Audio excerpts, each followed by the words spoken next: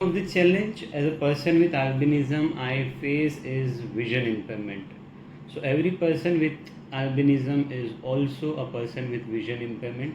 In most of the case we can see low vision. Very rare person with albinism are totally blind. So vision impairment is also one of the challenge which makes our life difficult and stops us from doing specific work or activities. Whenever I want to read any document or text, I cannot read it with my eyes. So I have struggled a lot through this situation during my schoolings, but when I found the solution was in my pocket, because specs and magnifying glass was also helpless for me. But when I purchased Android phone, after that, whenever I want to read any document, any text, I just pick out my mobile phone, click the picture, zoom it, zoom out as per my requirement, and I can read it easily.